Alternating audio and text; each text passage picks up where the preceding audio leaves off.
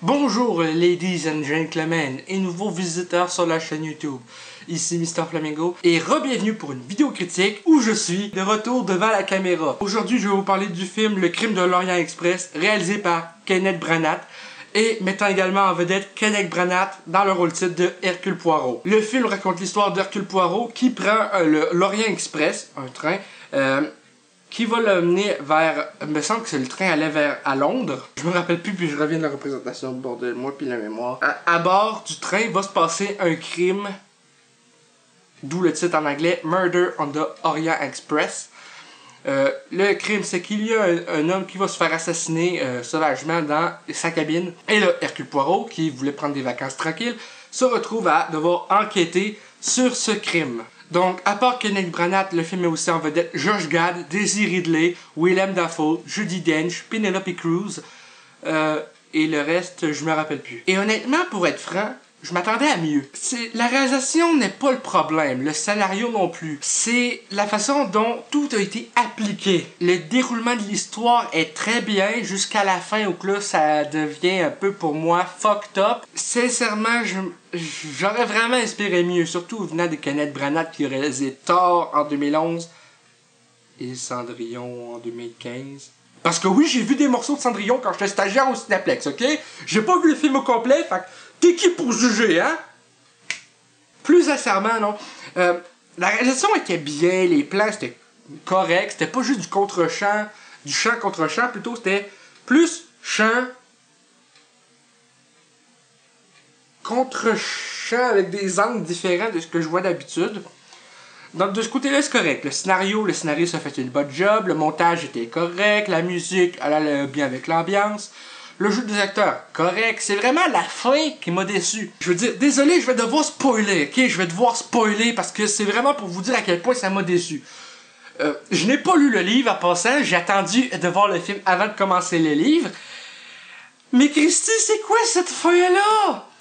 Tout le monde est coupable! Merde! Déjà là, la victime, désolé, mais on tue pas Johnny Depp comme ça, ok? Je peux comprendre qu'on tue Johnny Depp dans Les Griffes de la Nuit 1, parce que c'était ses débuts en tant qu'acteur, mais rendu à un acteur qui est payé plus de 10 millions de dollars par film, même s'il y a un rôle qui dure même pas 20 minutes, désolé, mais... Wesh! C'est Johnny Depp la victime dans le film, merde! De 1...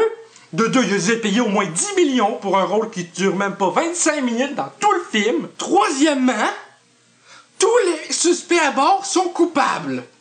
Ils ont prémédité ce meurtre-là ensemble, ils ont à leur tour poignardé son personnage à mort. Et toute la mise en scène qu'on voit dans le film, c'est juste des salades pour qu'on soit, je sais pas, ne serait-ce qu'un peu intéressé à l'histoire, mais non, au final, le film est une pure déception pour ça. Je peux accepter 1 ou 2 coupables, mais pas 8! 5, 6, 7, 8. Mais pas 8! Puis à l'affaire que Poirot, il fait quoi? Il laisse tout partir parce que le criminel, depuis qu'on est par Johnny Depp, il avait tué une petite fillette il y a plusieurs années. Et toutes ces personnes-là, les coupables, c'était des personnes qui ont collé à la petite fillette en particulier. Une tante, une gouvernante, une marraine, la grand-mère, un policier chargé de l'enquête, le fils de l'avocat qui a condamné à tort une personne. Je sais que j'ai dit que le film m'avait un petit peu déçu, mais quand j'y repense, le film m'a vraiment fait chier. Tout le long, tu suis le déroulement à fond, t'espères savoir c'est qui est coupable pour finalement savoir que les personnes qui sont soupçonnées depuis le début, il y en a pas 1 ou 2 coupables, mais toute la gang. Non, mais fous-toi de ma gueule, Kenneth Branagh, merde. Ton personnage est le meilleur personnage du film, et il faut qu'il prenne la décision un peu conne, malgré le fait que la petite fille qui a été tuée soit vengée, à cause que le personnage de Johnny Depp est un pur connard, ça faut l'admettre. Mais faut que tu laisses tout partir, fais-les juger au moins. Je veux bien croire que lui c'était un sale, mais de là à laisser passer un meurtre pour venger une petite fille, oui c'est désagréable. Mais un meurtre reste un meurtre, que ce soit une vengeance. Par exemple, qui est le Punisher? Qui ça, par exemple, le Punisher? Il veut venger sa famille en tuant plein de monde. Ok. Ça, c'est cool. Mais si à la fin, il pourrait être jugé puis qu'il fasse de la prison, qu'il soit jugé, merde. Ça n'empêche pas que oui, il a tué. Il a débarrassé, mais quand même, t'as commis des crimes. C'est le même que je vois ça.